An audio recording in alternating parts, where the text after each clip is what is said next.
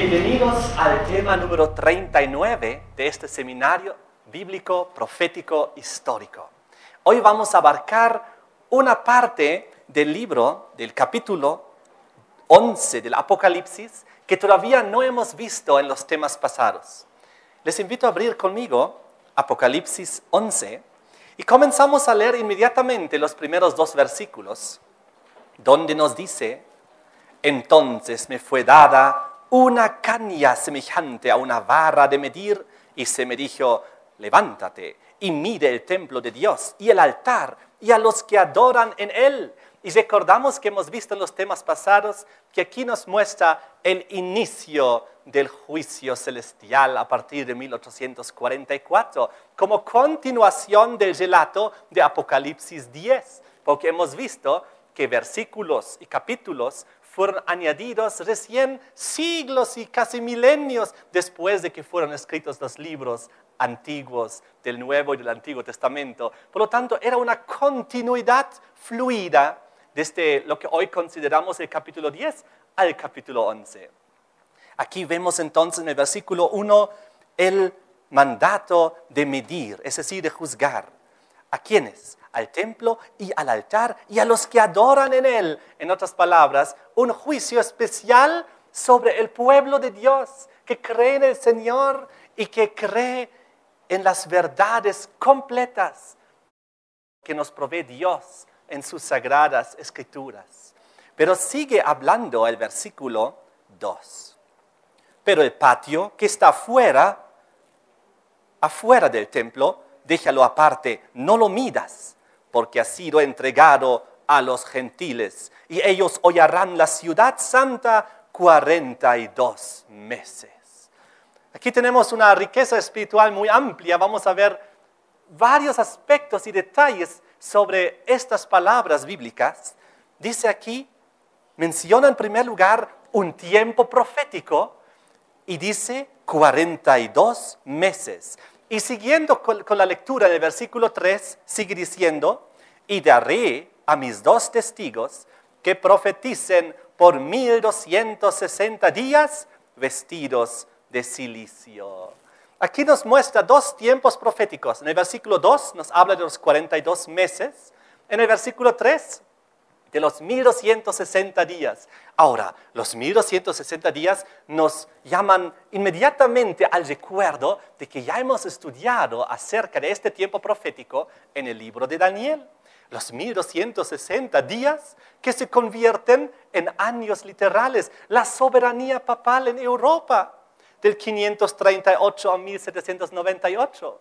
Pero ¿por qué aquí en el versículo 2 es mencionado como los 42 meses? Les quiero hacer un pequeño cálculo matemático. ¿Cuántos días tiene un mes, según la Biblia? 30 días. En un instante vamos a ver cómo podemos confirmar este dato. 30 días. Ahora, ¿cuánto significa 42 meses? Es decir, 42 por 30. ¿Qué sale en el cálculo? 1260. Es la misma cantidad de días que la mencionada en el versículo 3, los 1260 días. Es lo mismo que los 42 meses, equivale a la misma cantidad de días. Ahora, ¿cómo sabemos que efectivamente un mes tiene 30 días, según la Biblia? Rápido vamos a verlo en Génesis capítulo 7, donde nos relata acerca del diluvio. En Génesis 7, versículo 11, nos dice la fecha cuando comenzó el diluvio. Dice que fue en el año 600 de la vida de Noé. Y ahora presten atención. En el mes segundo, a los 17 días del mes. Mes segundo, 17 días. Ahora, en el capítulo 8, versículo 4, nos dice cuando el arca de Noé reposó en el monte Ararat. Y reposó el arca en el mes séptimo a los 17 días del mes. Comenzó el diluvio el mes segundo a los 17 y aquí reposó el arca mes séptimo a los 17 días. ¿Son exactamente cuántos meses del segundo al séptimo? 5 meses. Ahora, la Biblia nos da un detalle más. En Génesis 7, versículo 24, nos dice que prevalecieron las aguas sobre la tierra 150 días. Entonces fueron exactamente 150 días del día 17 del segundo mes hasta el día 17 del séptimo mes, que son 5 meses. Ahora, 150 días dividido entre 5 meses, ¿a cuántos días equivale el mes? 30, perfectamente. Pues 30 días por 5 meses, 150 días. Entonces, de esta manera sabemos, volviendo a Apocalipsis 11, versículo 2, que estos 42 meses, tal como está confirmado en el versículo 3, son los 1260 días de la soberanía papal. ¡Qué interesante! Ahora, hemos visto en el capítulo 10 del Apocalipsis que venía un ángel, que vimos que era un mensajero celestial, Jesucristo mismo, que tenía un librito abierto en su mano. ¿Y recuerdan qué era el libro abierto? El libro de Daniel. Ahora, esto, lo que estamos viendo aquí, nos confirma que ciertamente fue Daniel el libro que se abrió en la mano del mensajero celestial de Apocalipsis 10. ¿Por qué? Porque ahora, continuando la lectura, inmediatamente nos llama la atención al tiempo profético de la soberanía papal que ya hemos visto en el libro de Daniel. Pues de ahí proviene tiempos y mitad de un tiempo. ¿Recuerdan? De ahí provienen los 1260 días. Entonces, aquí vemos la continuidad directa entre Daniel y el libro del Apocalipsis, donde ahora el libro de Daniel está abierto. Fíjense cómo lo menciona aquí. Enseguida, aquí nos llama la atención hacia el libro de Daniel y sobre todo los capítulos 7, 8 y 12 de Daniel, donde hablaba de los tiempos proféticos y también nos hablaba la actividad del cuerno pequeño del sistema del Vaticano papal en la Edad Media. Recuerden aquí en Apocalipsis 11, versículo 2 dice: el patio que está fuera del templo, déjalo aparte, no lo miras, ha sido entregado a los gentiles. Ellos hollarán la ciudad santa 42 meses. Hollar la ciudad santa significa pisotearla durante 1260 días, 42 meses es lo mismo, tiempo, mitad de un tiempo igual.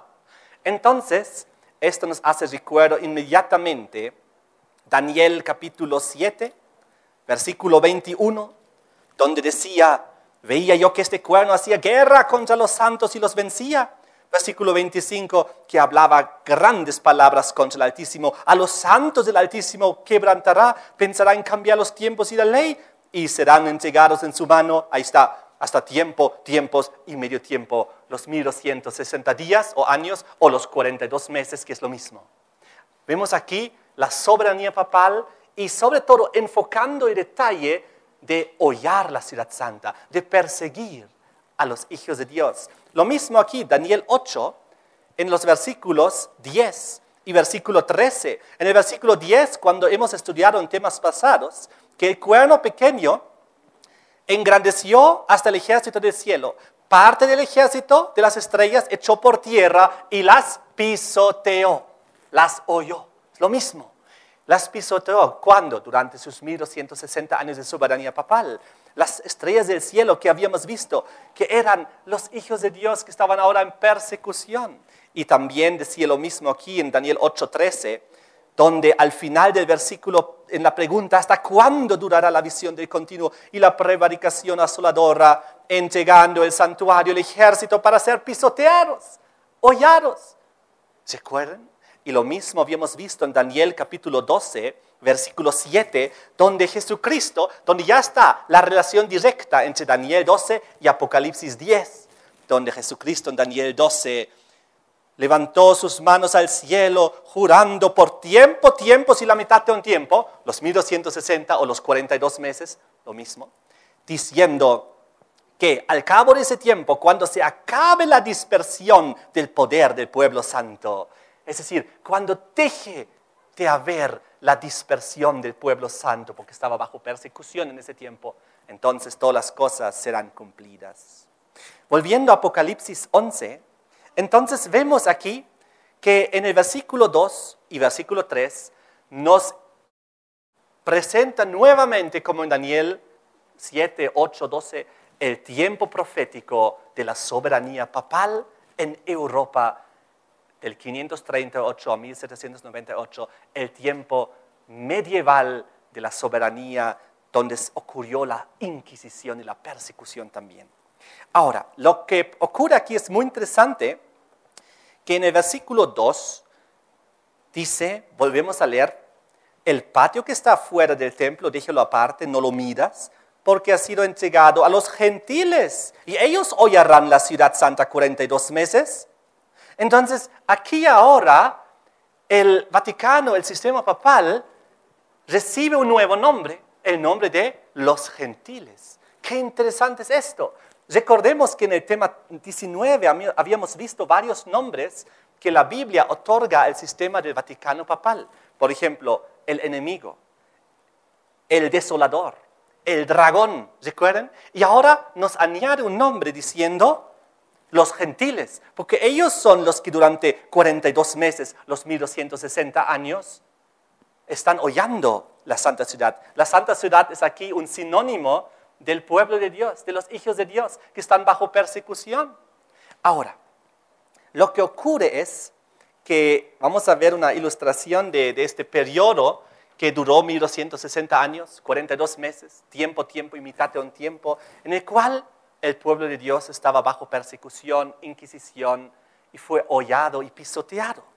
Ahora, muy interesante aquí es que inicialmente, cuando Roma en su primera fase destruyó a Jerusalén, era Roma imperial, que holló la Santa Ciudad de una manera, digámoslo así, literal. Vengan conmigo a Lucas capítulo 21, donde está la descripción.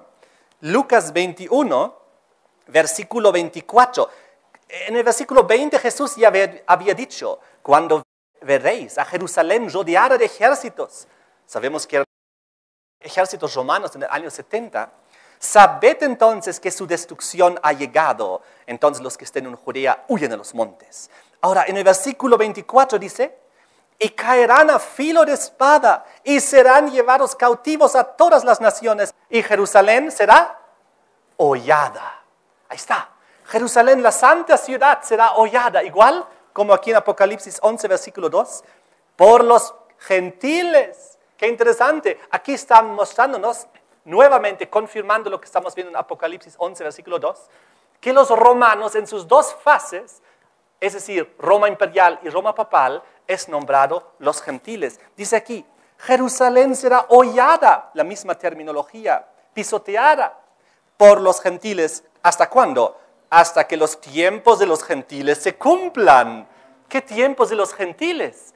Los 1260, los 42 meses que acabamos de ver en Apocalipsis 11:2. Pues aquí dice que los gentiles hollarán la ciudad santa 42 meses. Nos vemos aquí la transición de Roma pagana a Roma papal. La transición del imperio romano nuevamente al Vaticano, al papado.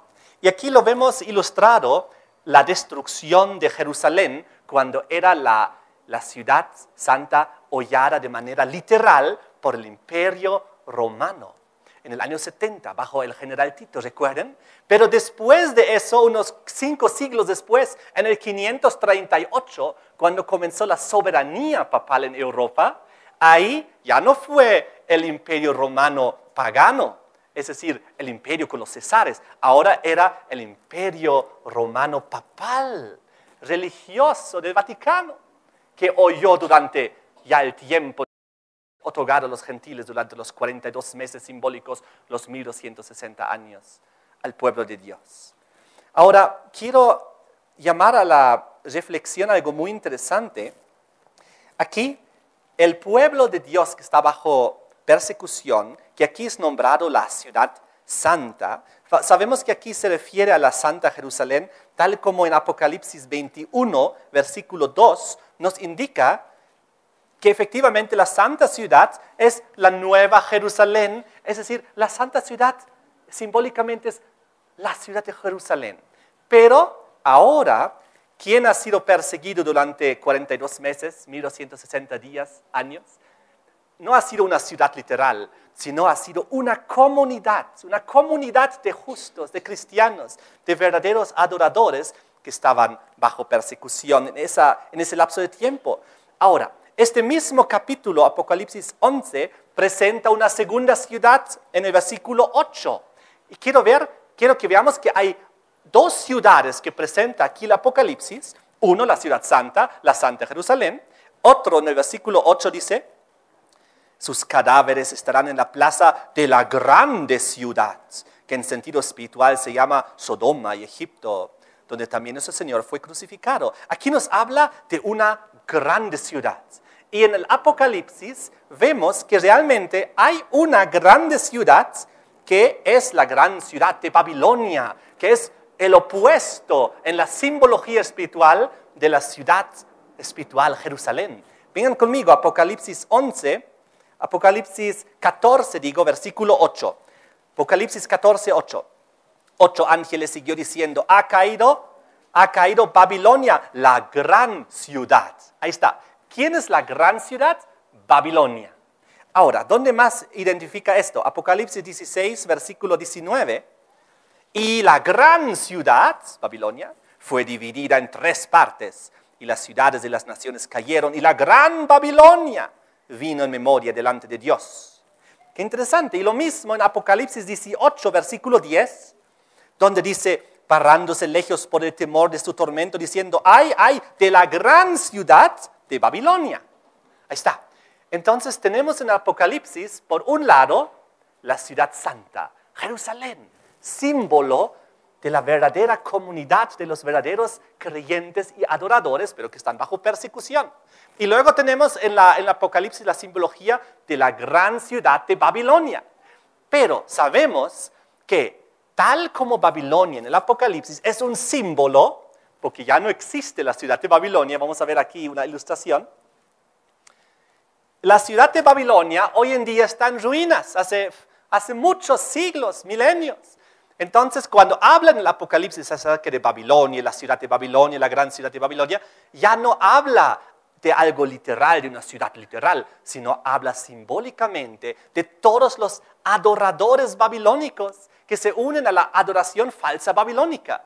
Y de la misma manera, cuando habla en el Apocalipsis de la Santa Jerusalén, tampoco habla de la ciudad literal que está allá en Jerusalén, en Israel, sino habla simbólicamente de todos los verdaderos adoradores, la comunidad de los creyentes verdaderos. Eso es la dualidad del Apocalipsis entre la gran ciudad, Babilonia, y la ciudad santa. De la misma manera, en el Apocalipsis hay varios ejemplos donde de la misma manera se utilizan los términos. Por ejemplo, Apocalipsis 12 nos presenta una mujer pura. Apocalipsis 17 nos presenta una mujer ramera. Otra vez presentándonos las dos iglesias, las dos adoraciones. La pura, donde se reúnen y congregan los verdaderos adoradores de Dios. Y la mujer impura, la caída, la apóstata, donde se congregan todos los hijos y adoradores que desafortunadamente están en una falsa adoración. Y de la misma manera, el Apocalipsis nos presenta, por ejemplo, 2 sellos. El sello de Dios y la marca de la bestia, nuevamente identificando los 2 grupos. Y también la Biblia en Apocalipsis nos habla de las 2 muertes y de 2 resurrecciones, dándonos a entender la primera muerte nos toca a todos, pero sí es que tenemos que morir. Pero la segunda muerte solo para aquellos que van a recibir la muerte final, el castigo final, la condena final, la perdición. Y también nos presenta 2 resurrecciones. Una resurrección en el retorno de Cristo para vida eterna de los salvos y una segunda resurrección tras el milenio, Apocalipsis 20, de la resurrección de los impíos para recibir su castigo final y la segunda muerte. De tal manera que todo el Apocalipsis nos presenta esta dualidad, esos simbolismos, estos pares opuestos. De tal manera que ahora podamos entender mejor. Ahora volvemos a Apocalipsis 11, versículo 2. Pero el patio que está fuera del templo, vamos a verlo aquí en esta ilustración. El patio que está fuera del templo, déjalo aparte, no lo miras, porque ha sido entregado a los gentiles, y ellos hollarán la ciudad santa 42 meses. Ahora, ¿quiénes son los gentiles aquí descritos del patio exterior? Ya hemos visto de que se trata del Vaticano, del sistema papal durante esta época, pero vamos a ampliar ahora mucho más el concepto. El gran templo de Jerusalén tenía dos patios. Tenía los patios interiores, que se puede ver ahí dentro del templo, unos pequeños patios interiores, que eran solamente exclusividad donde los judíos podían adorar. Pero luego el gran templo de Jerusalén tenía un gran patio exterior que estamos viendo aquí. Y en ese gran patio exterior los gentiles devotos podían adorar. Es decir, gentiles que se habían convertido, que habían aceptado, entonces podían ellos entrar en el patio exterior y adorar ahí. Pero no podían ellos entrar al patio interior, que era exclusividad de judíos. Entonces, eso es muy interesante. De este muro de separación entre gentiles y judíos nos habla por si acaso en Efesios 2, versículo 14. Cuando en Efesios 2, versículo 14 nos dice, porque Él es nuestra paz, que de ambos pueblos hizo uno, es decir, judíos y gentiles que se convirtieron al cristianismo, derribando la pared intermedia de separación. Se refiere básicamente, simbólicamente, a este muro que había que separaba a los dos grupos. Lo interesante es que los gentiles, dice Apocalipsis 11, versículo 2, pisotean durante los 1260 años la comunidad de los justos. Es decir, persiguen a sus hermanos, en otras palabras, a otros creyentes que también se consideran cristianos.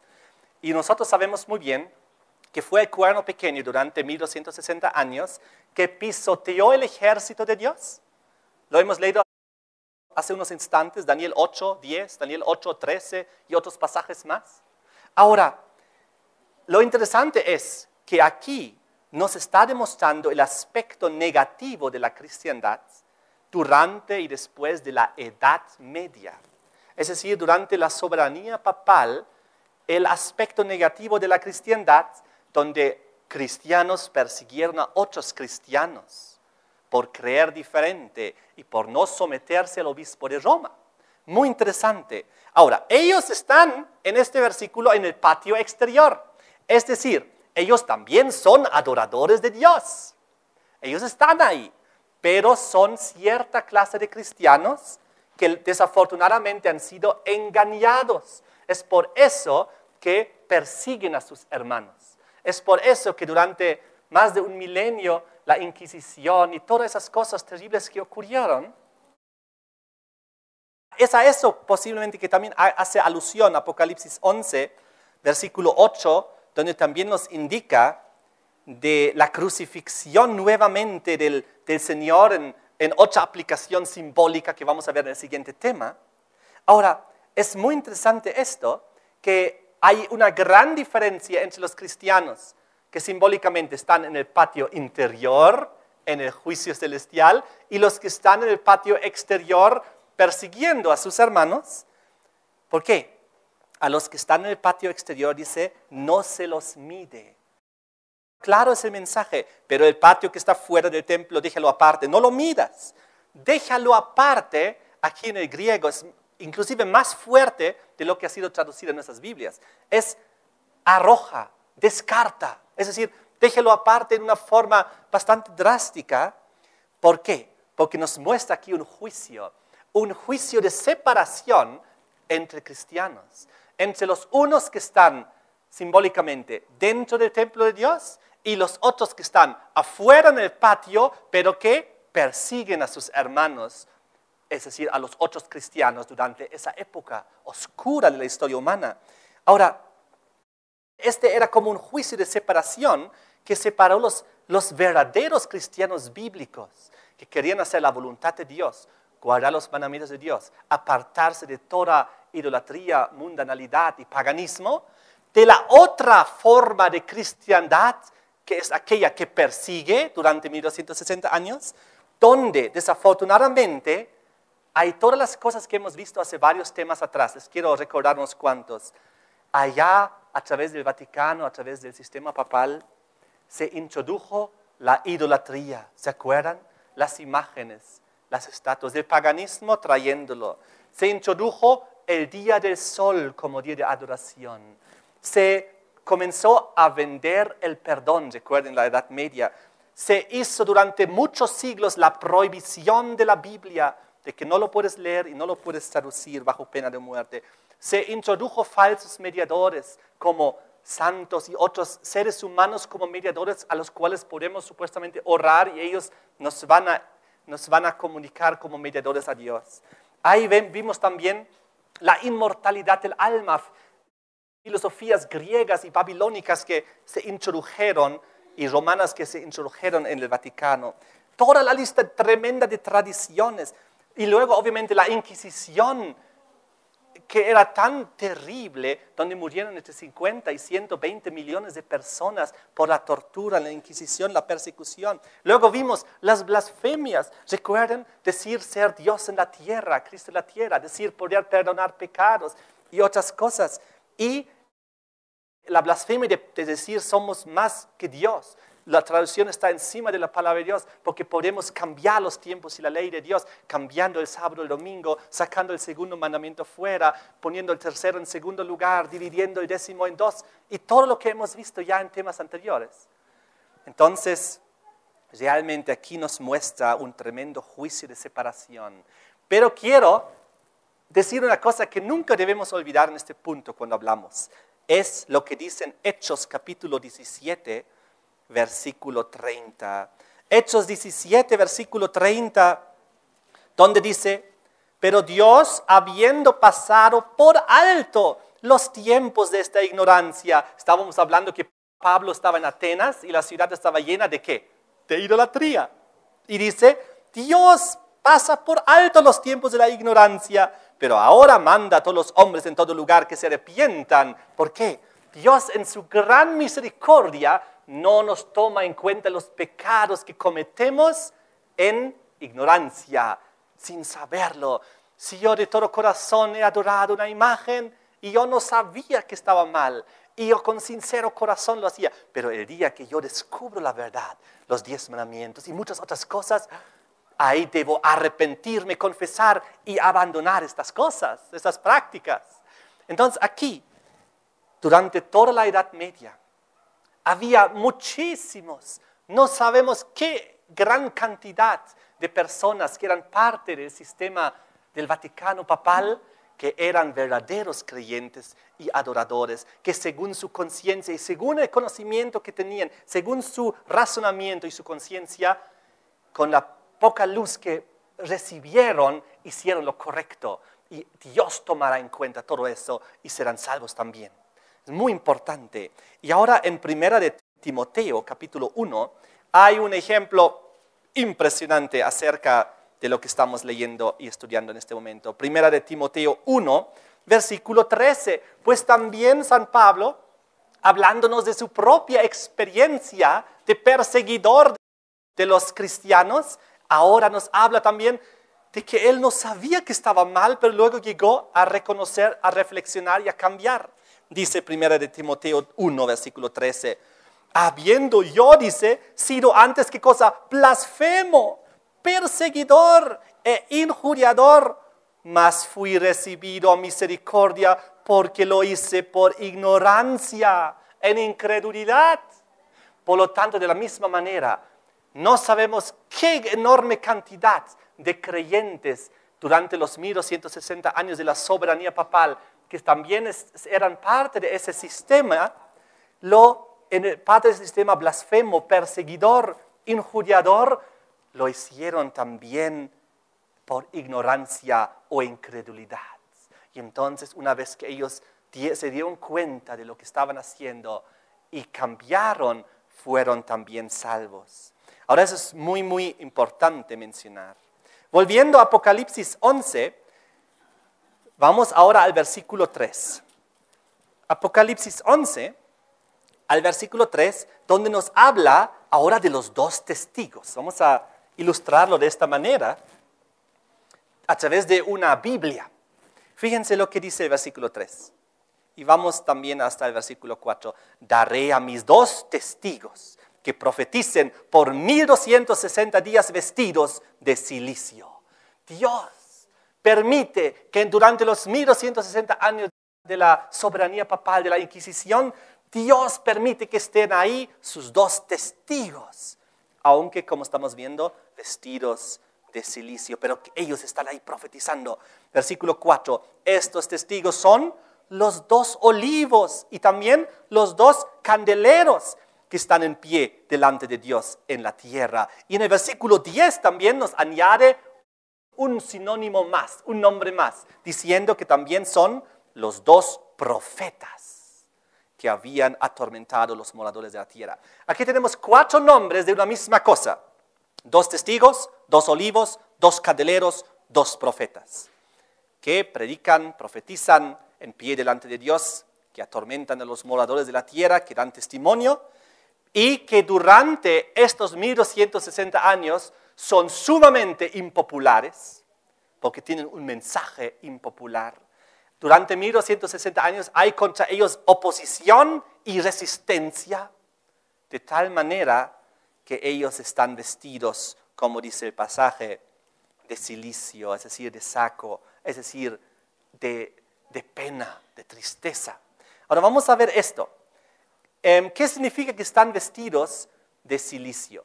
Eso es una terminología que se utiliza en relación a llamar a alguien al arrepentimiento para que vuelva a Dios. Y es justamente lo que más se necesitaba durante los 1260 años, llamar al arrepentimiento y llamar de vuelta a Dios a la cristiandad, por lo menos aquella parte de la cristiandad que estaba hollando con sus pies a la otra parte de la cristiandad. Fíjense cómo lo describe en Mateo 11, 21. Mateo capítulo 11, versículo 21, donde Jesús dice, ay de ti, Corazín, ay de ti, Betsaida, ciudades antiguas, porque si en Tiro y en Sidón se hubieran hecho los milagros que han sido hechos en vosotros, tiempo ha que se hubieran arrepentido en cilicio y en ceniza. Es decir, cilicio, ceniza, en relación al arrepentimiento, volver a Dios, arreglar las cuentas con Dios. Entonces estos 2 testigos, esos 2 olivos, candeleros y 2 profetas, simbólicamente vestidos de cilicio, que profetizan, pero que traen un mensaje no popular, son los que llaman al arrepentimiento y a retornar a Dios. Tal como ocurrió en el libro de Jonás. Busquen conmigo el libro de Jonás en el capítulo 3, cuando él llamó al arrepentimiento a la ciudad de Nínive. ¿Y qué es lo que ocurrió? Vamos a ver. Jonás capítulo 3, versículos 6 al 9. Llegó la noticia hasta el rey de Nínive, se levantó de su silla, se despojó de su vestido, se cubrió de cilicio, se sentó sobre ceniza.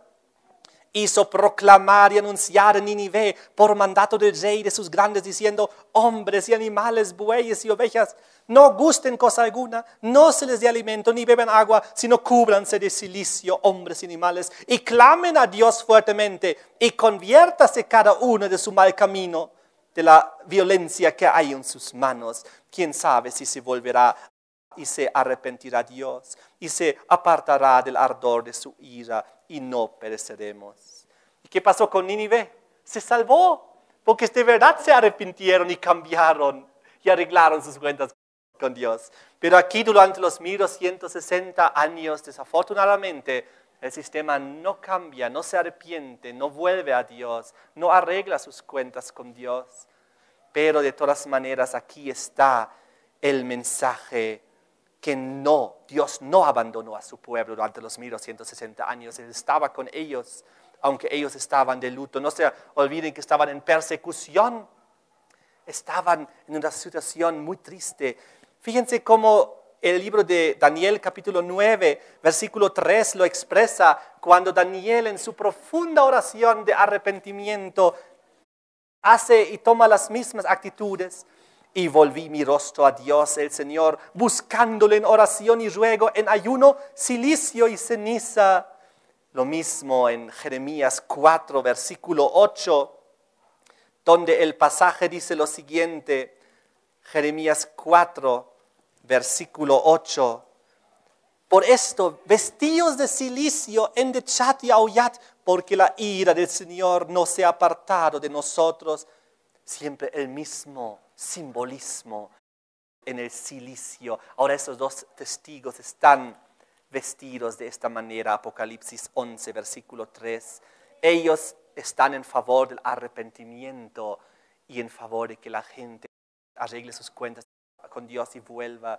Ellos dan su testimonio en un periodo de los 1260 años de oscuridad y tinieblas espirituales.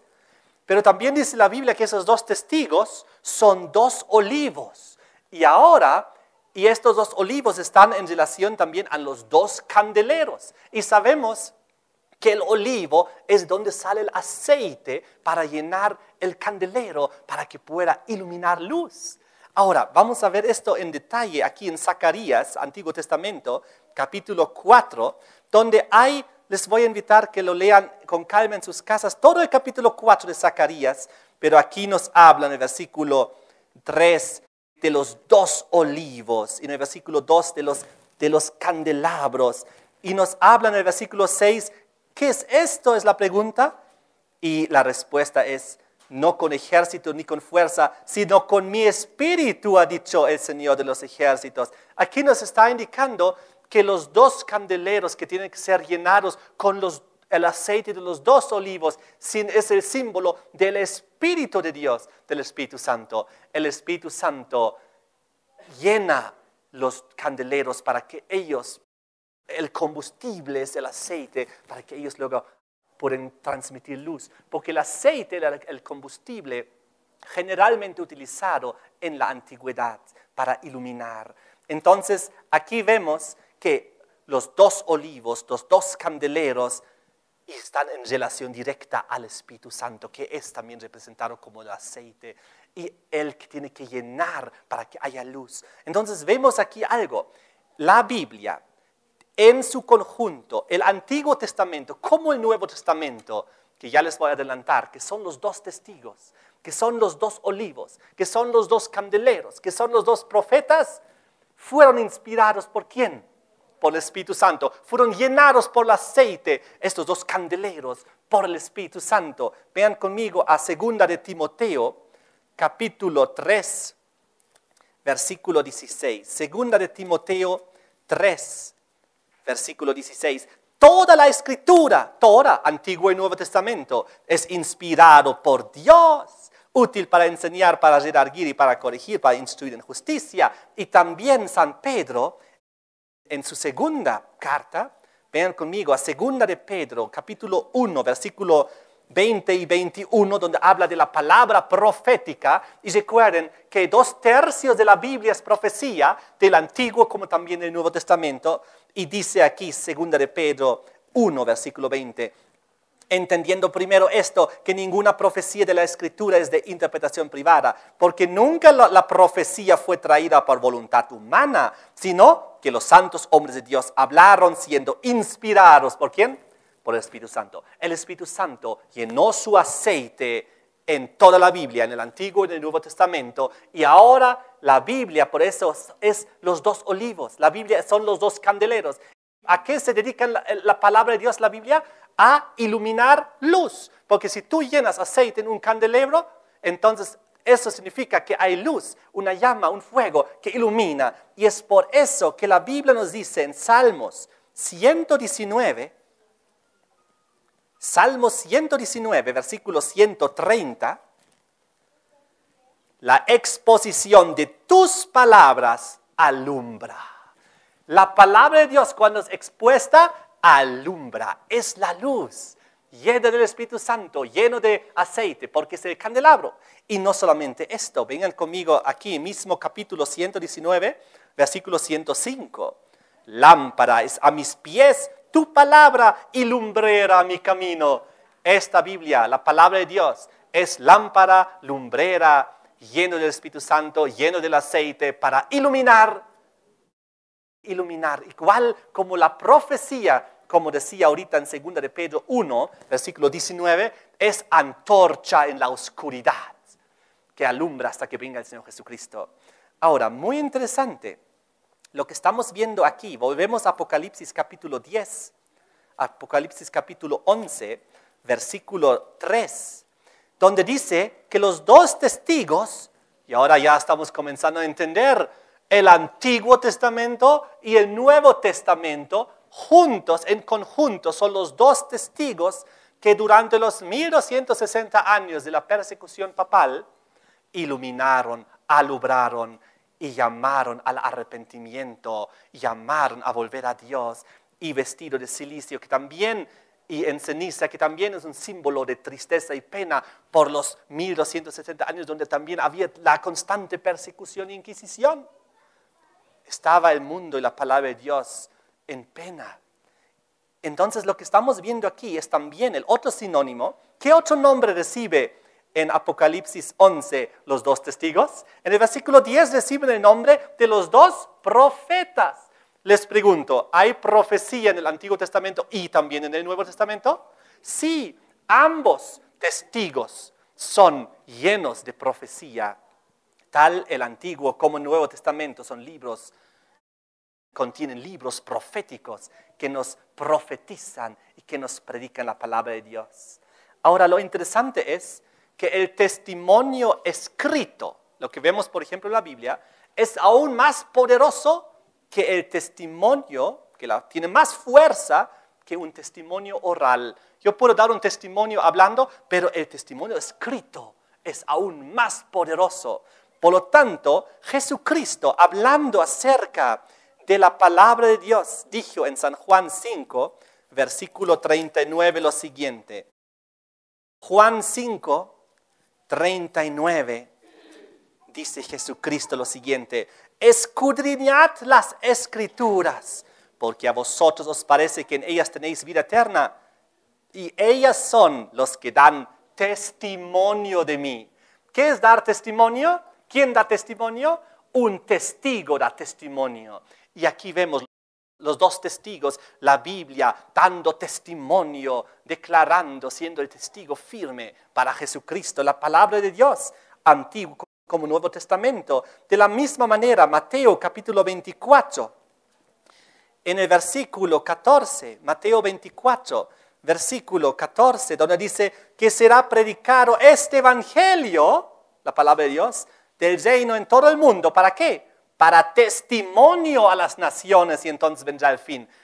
¿Quién da un testimonio? Un testigo. La palabra de Dios tiene que ser el evangelio proclamado al mundo entero para testimonio, porque esto es el testigo del Señor.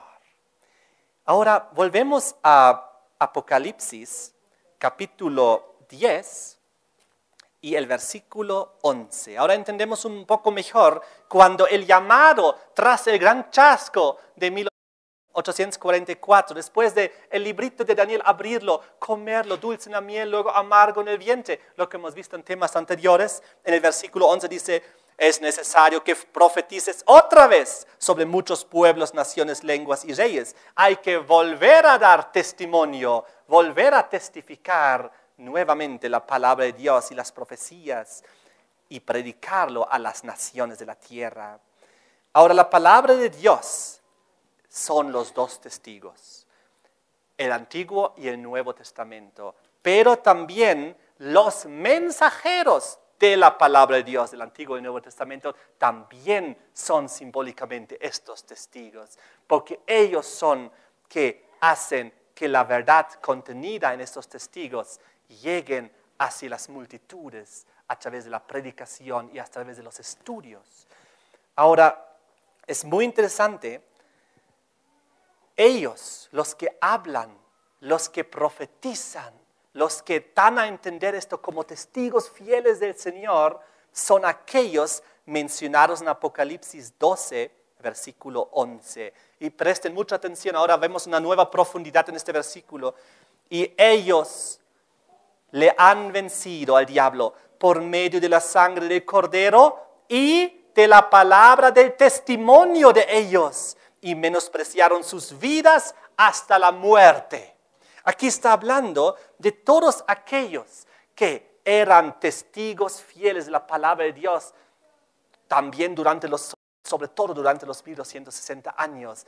Los dos testigos, el Antiguo y el Nuevo Testamento, estaban ahí, pero estas personas agarraron los dos testigos y llenos del Espíritu Santo lo proclamaron, y ellos en realidad también se convirtieron, en cierto sentido, en estos testigos, porque ellos dieron testimonio de estas verdades hasta pagar con su vida, hasta la muerte fueron defendiendo y proclamando la verdad, los mandamientos de Dios, las profecías, las doctrinas, las verdades, el plan de Dios de rescate, de reconciliación, de perdón, todo eso. Ahora, en el griego, en la palabra que fue traducida como testigo o también como testimonio, es la palabra griega del Nuevo Testamento relacionado con la palabra martureo en griego, que traducido es mártir. ¿Por qué? Porque mediante su vida y mediante su muerte, estas personas daban testimonio de su fe en Dios. Es por eso que el Antiguo y el Nuevo Testamento también se llaman los dos profetas, porque ellos están llenos de profecía y nosotros, como los testigos también fieles, debemos proclamar estas profecías. Hechos 1, versículo 8, dice Jesucristo el siguiente mensaje a todos sus discípulos, Hechos 1, 8, antes de irse al cielo en la ascensión. Pero recibiréis poder cuando haya venido sobre vosotros el Espíritu Santo, y me seréis testigos en Jerusalén, en toda Judea, en Samaria, hasta lo último de la tierra. Ustedes seréis testigos. El Espíritu Santo les va a llenar, tal como el Espíritu Santo llenó la palabra de Dios, el Antiguo y Nuevo Testamento, siendo inspirados por el Espíritu Santo y llegando a ser el testigo, los dos testigos, Antiguo y Nuevo Testamento. Así el Espíritu Santo te llena a ti, o quiere llenarte a ti también, para que tú también llegues a ser un testigo y transmitas el Antiguo y el Nuevo Testamento al mundo hasta lo último de la tierra. Y en el capítulo 26 de los Hechos, también Pablo habla acerca de esto y dice, Hechos 26, versículo 20, sino dice que yo anuncié primeramente a los que están en Damasco y Jerusalén y por toda la tierra de Judea y a los gentiles, ¿qué cosa? Que se arrepintiesen y se convirtiesen a Dios haciendo obras dignas de arrepentimiento. Por eso los dos testigos están vestidos de cilicio, llamando al mundo al arrepentimiento. Lo que ocurre es, si volvemos a Apocalipsis capítulo 11 y seguimos leyendo, entonces ocurre algo muy interesante. Apocalipsis 11, versículo 5, dice, si alguno quiere dañarlos, sale fuego de la boca de ellos y devora a sus enemigos. Si alguno quiere hacerles daño, debe morir él de la misma manera. Aquí estamos hablando de dañar, ¿qué cosa? La palabra de Dios. Dañar el Nuevo y el Antiguo Testamento. Dañar estos dos testigos inspirados por el Espíritu Santo, llenos del aceite que iluminan. Si alguno quiere dañarlos, sale fuego de la boca de ellos. De alguna manera, hay un castigo de fuego contra aquellos que quieren dañar la palabra de Dios. Ahora, dañar la palabra de Dios. ¿Cómo se puede dañar la palabra de Dios?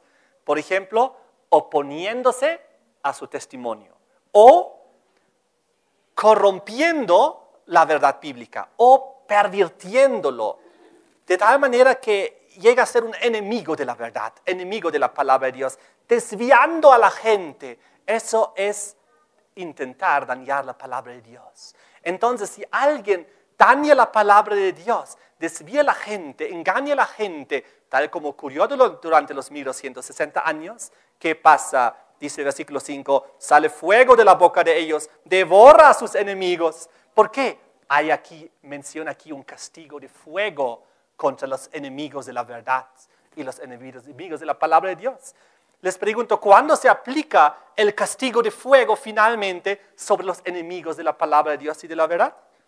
Aquí está, segunda de Pedro, capítulo 3, versículo 7.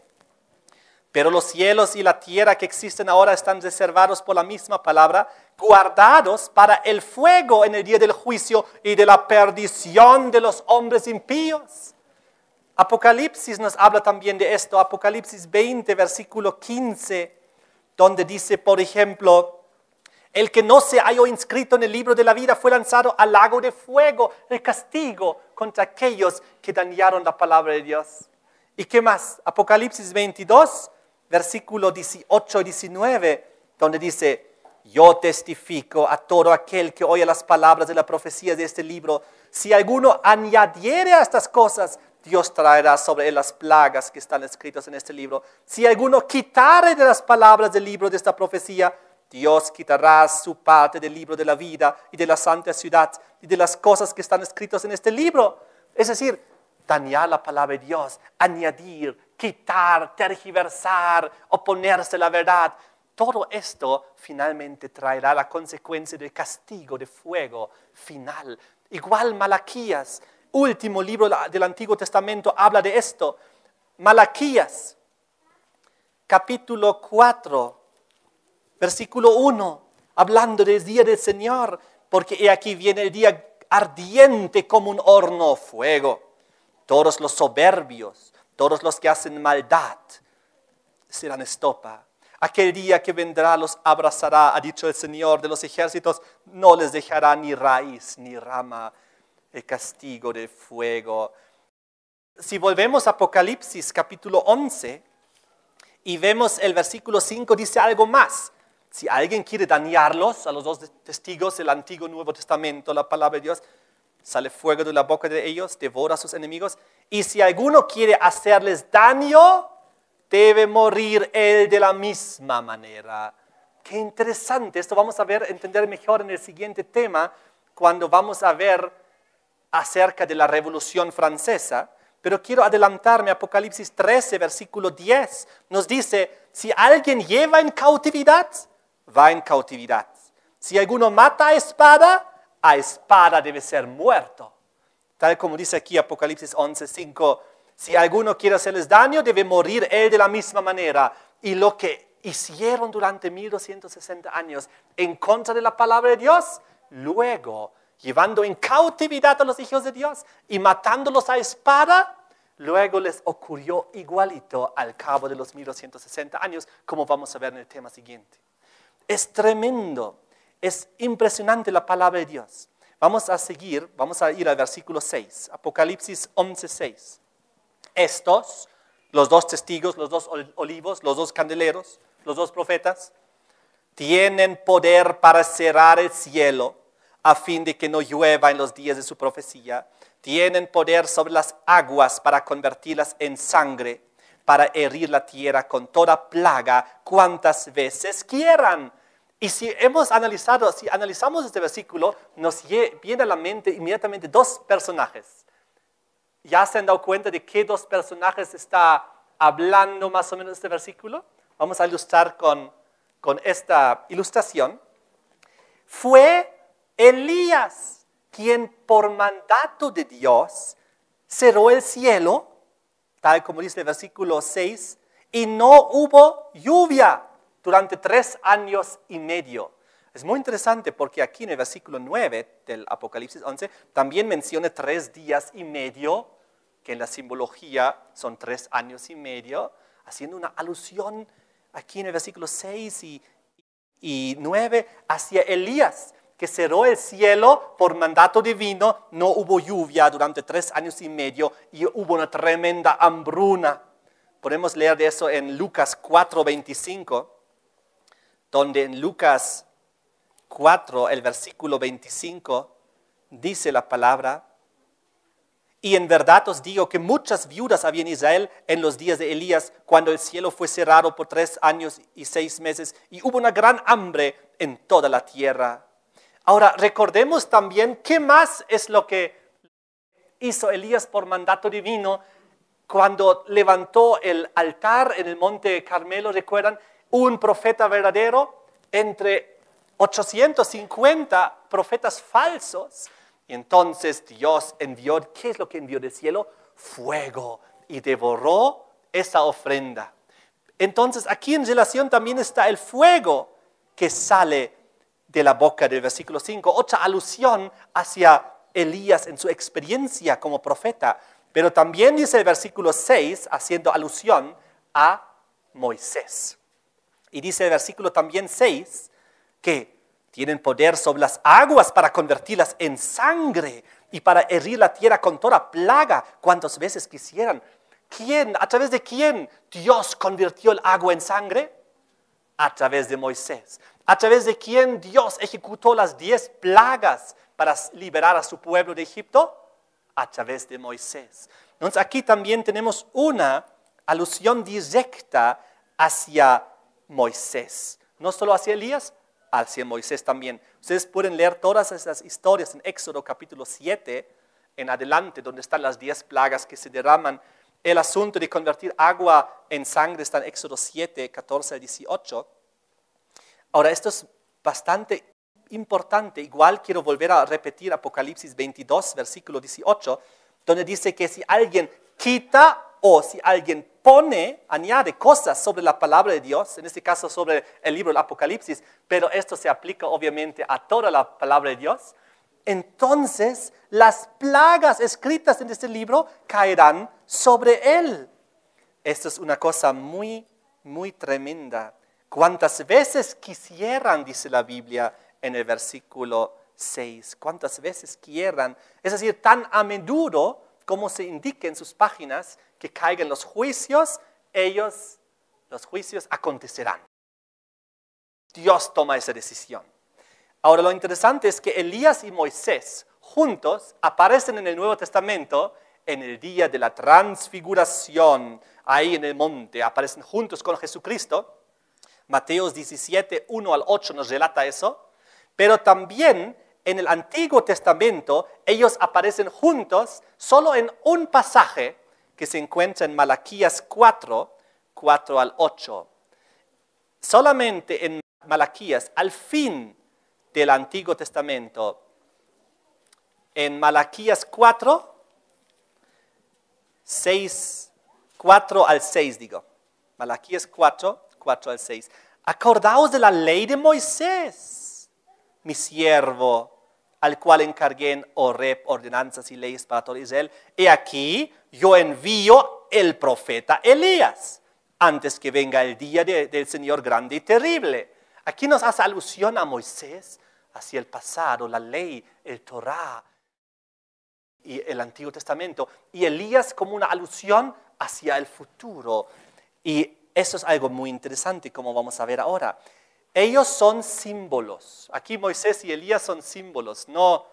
Ellos no literalmente durante los 1260 años han estado predicando aquí en la tierra, no. Ellos son símbolos, no son literales. Elías y Moisés representan aquí el Antiguo y el Nuevo Testamento. El Antiguo Testamento, que era el testimonio de los profetas del Antiguo Testamento, y el Nuevo Testamento, que es el testimonio también de los discípulos y de los apóstoles del Nuevo Pacto. Ellos dieron todos testimonio de Cristo durante los 1260 años, una época cuando más fue despreciada la luz. Ahora, muy interesante, durante los 1260 años, realmente hubo castigos muy fuertes contra el Vaticano, contra el sistema papal. Durante esos 1260 años, realmente había plagas. Había la peste, la muerte negra. Habían tremendas hambrunas, décadas de hambrunas. Habían terribles guerras, había inundaciones, había sequías, había espada y cautividad. Todo esto ocurrió también durante estos lapsos de tiempo. En el próximo tema vamos a terminar de analizar esos dos testigos de Apocalipsis 11, porque hay unos cuantos detalles más que decir, y entonces veremos lo que significa que al cabo de los 1260 días surge una bestia del abismo y hace guerra y mata a los dos testigos durante 3 días y medio, pero luego resucitan y se van gloriosos al cielo. Todo eso vamos a ver en el tema siguiente, qué es lo que ocurrió históricamente en este mundo en esas fechas, alrededor de 1798, al cabo del testimonio de los dos testigos. De esta manera quiero llamar a la reflexión que nosotros seamos testigos, igualmente llenados del Espíritu Santo, como lo fueron el Antiguo y el Nuevo Testamento, para también transmitir el testimonio de Jesucristo a las naciones, la luz, y llamar al arrepentimiento a este mundo, y a volver a Dios, y a arreglar nuestras cuentas con Dios, para que ningún juicio tenga que caer sobre nosotros, ningún juicio de fuego, más al contrario, para que nosotros podamos tener la vida eterna en un mundo mejor. Amén.